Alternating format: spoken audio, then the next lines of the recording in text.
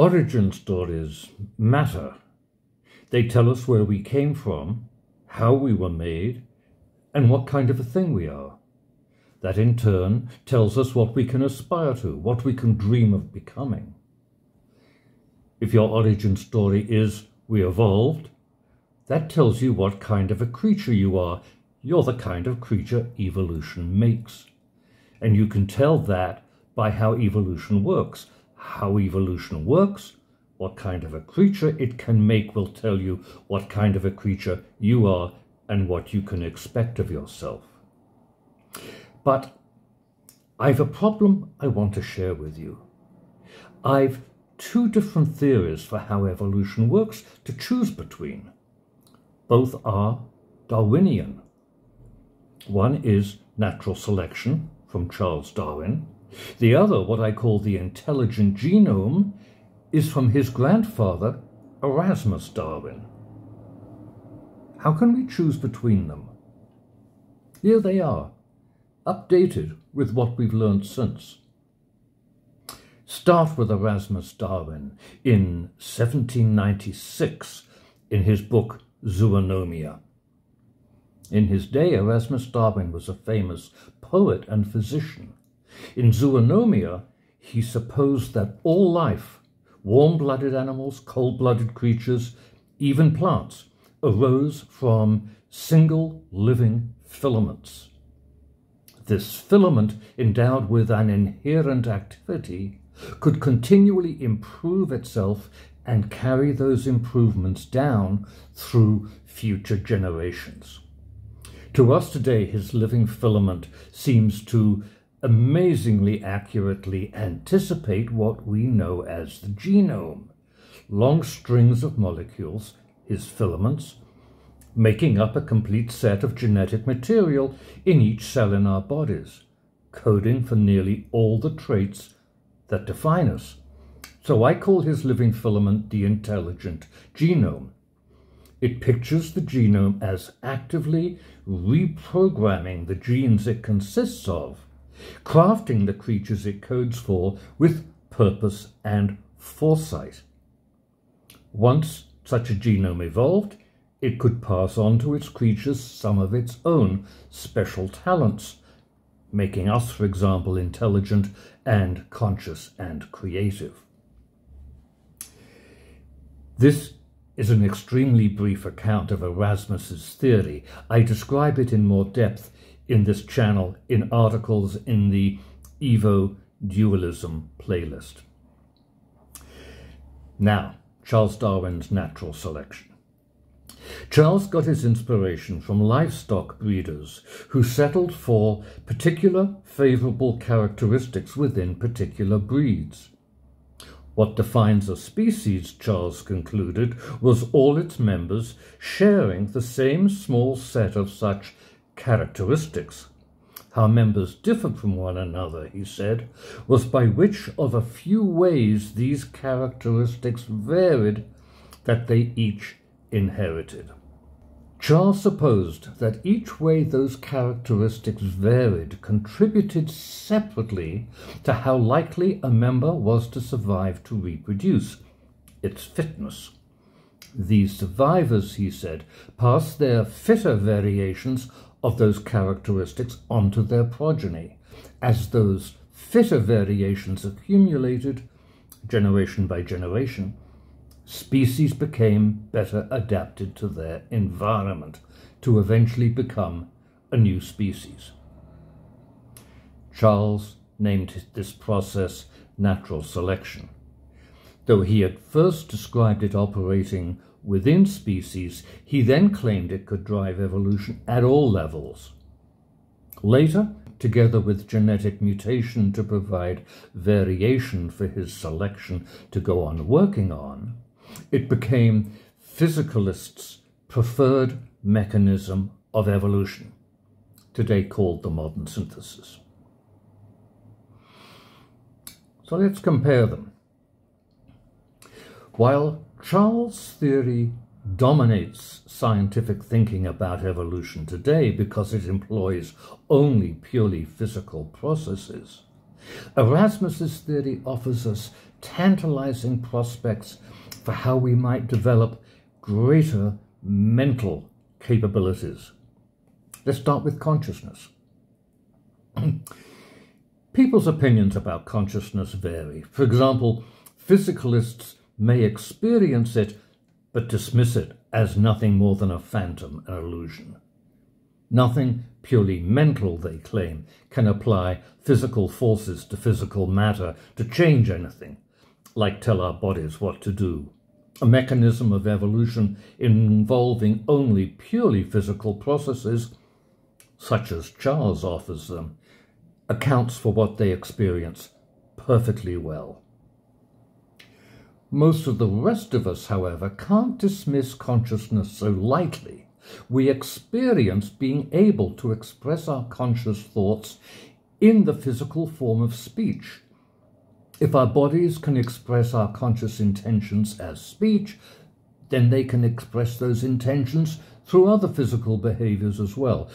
So consciousness can drive physical changes, and through such physical changes, we could contribute to how we evolved.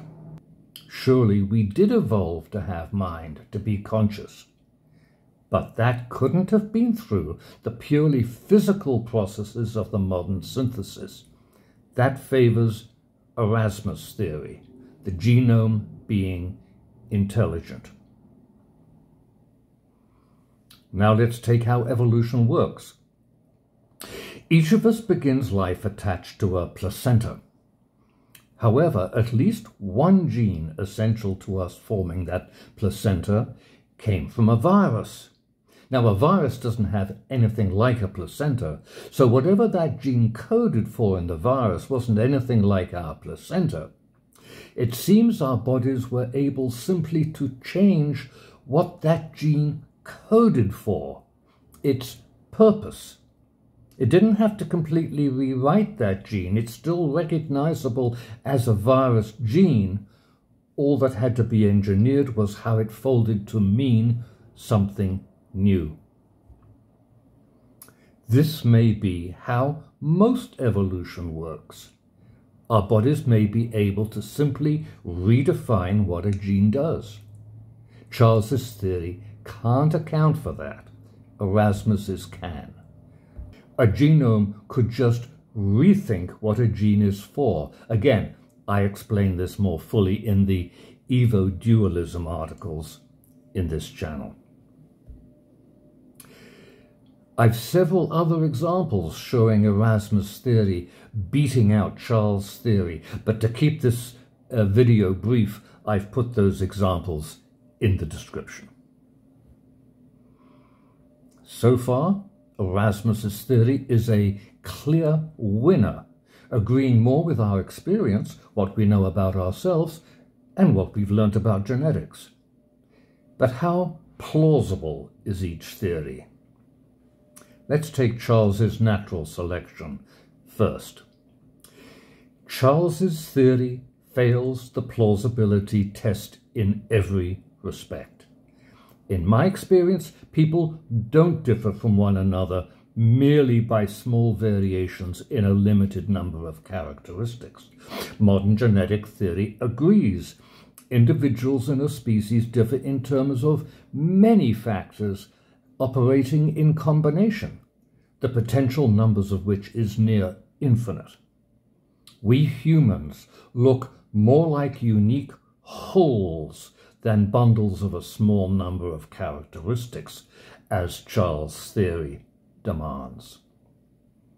Then what gets inherited from generation to generation isn't a limited number of individual characteristics with variations each making for greater fitness. It's actually an entire genome's worth of genes all working together in various combinations.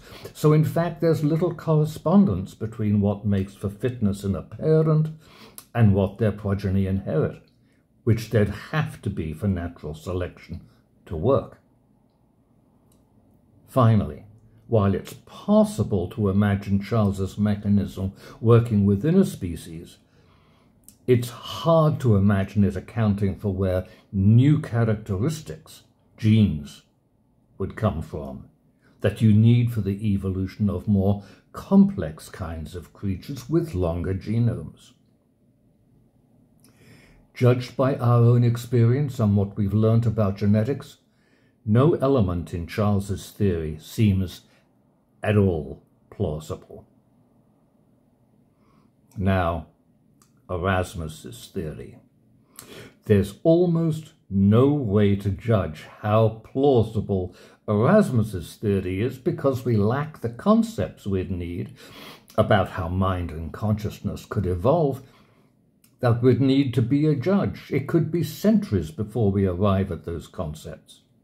In the meantime, since it accounts for how we experience ourselves better than Charles' theory, I suggest we explore the implications of Erasmus's theory to see if we can find in it something to aspire to. Erasmus's theory tells us the genome consists of molecules combined with intelligence and consciousness. You may say molecules can't be intelligent and conscious, can't think, but our brains are made of molecules and we can think. And the genome's been evolving for perhaps 1,000 times as long as our brains, so it's hard to imagine what it's capable of.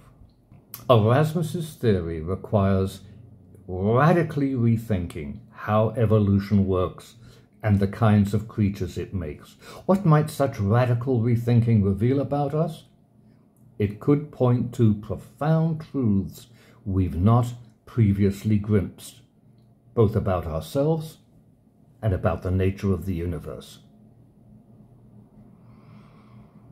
So, which will be our origin story? Erasmus's theory runs far ahead of current science. Yes, it does involve unprovable speculation, but it does illustrate how an origin story based on a theory involving mind can suggest what we might aspire to. Shouldn't our origin story do that?